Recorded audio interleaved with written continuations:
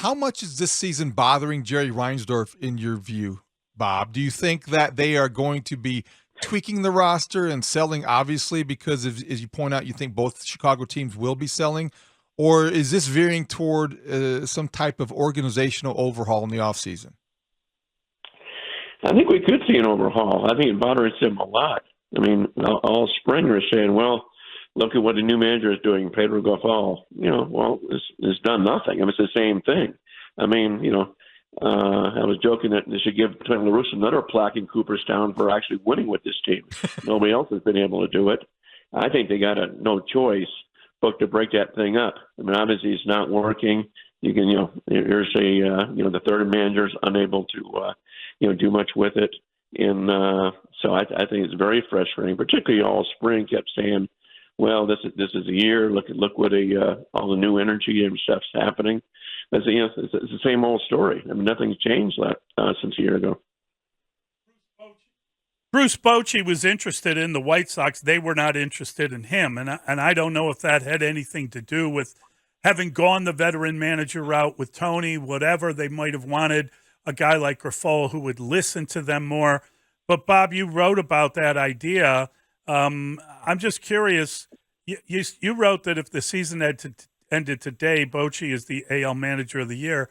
How much different would the White Sox be if they had hired that guy instead of Pedro Grifol? I'd like to know. I mean, he's going to Hall of Fame for a reason.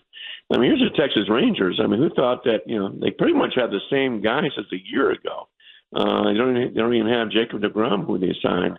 And look what they're doing. And the players and the organization will tell you the whole difference here is a veteran manager. Not blaming this on Pedro Grifol, but he hasn't made a difference where Bochy has. Bochy lives in Nashville. He would have loved to go to Chicago. At least talk to him about a job. And that didn't happen. They were supposed to interview Ron Washington, and that didn't happen either. He said, okay, how about, bench coach job? He said, no, I think you're talking to me about, being the manager, that sort of thing. So who knows if it would have made a difference, but something's not working there. At some point, guys get look themselves in the mirror and say, you know what, we're not doing our job, and see who's traded away from that nucleus. That is truly remarkable that they passed on guys that qualified to hire somebody who had never done the job before. That's unbelievable. All right, Bob. So if the White Sox are in sell mode, do you think, or I guess how many teams need a shortstop, and what would be Tim Anderson's value? Because they wouldn't be selling high. They would be selling him and getting rid of him at a point where he's not been very productive. No, he hasn't, and that's the thing. I mean, his value is a lot higher in years past. You still get him for one more year. At just a $14 million option. So teams like that. But you're right. There's been some key defensive mistakes. Defensively, he's not the same guy. But in the same token, when you talk to other scouts, they say, get him out of Chicago, get him to a place that's a contender, like the Dodgers somewhere else, and you would see a different ball player. And we saw that during the WBC where he was spectacular there. But just, I don't know what's going on in Chicago, whether just, all the losing kind of brings guys down. And I think you even talking to scouts last night, they were saying, you know what, if I'm a team, I go after Lance Lynn. Lynn may not have those numbers right now in Chicago, but you put him in a winning atmosphere, he's the type of gamer you want to see. And same thing. We saw that in the WBC, how well he pitched. Well, I mean, it would help them to get something for him, frankly, and to get him off their books without, overstating it. I mean, he's got age on him, and he's been very mediocre all year long. And he pitches tonight in Los Angeles, and I don't think there's a ton of faith among the fan base in him. I mean, he's a gamer. I mean, he was a star when the Stars at WBC. But I just think, when you get that atmosphere, and losing kind of permeates everything, it's tough to get the most out of guys.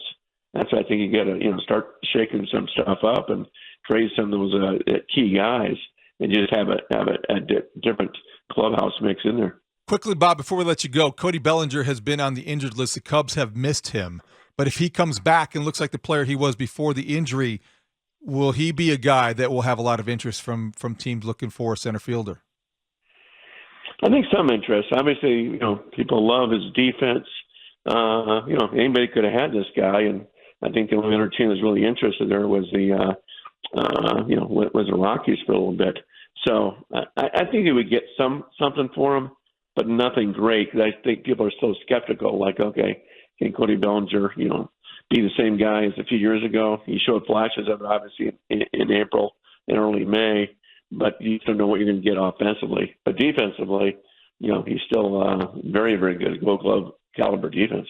Bob, you wrote that Liam Hendricks is a favorite of Jerry's and that would mean that he'd be unlikely to be moved. Now, he's out injured. We don't know what's going to happen, but you figure that if they're looking to move players, the bullpen pieces might bring back something. Joe Kelly, Kendall Graveman, although they're paid highly, but Hendricks won't be moved at all, right? If he somehow gets through this elbow issue and is fine, they want to hang on to him.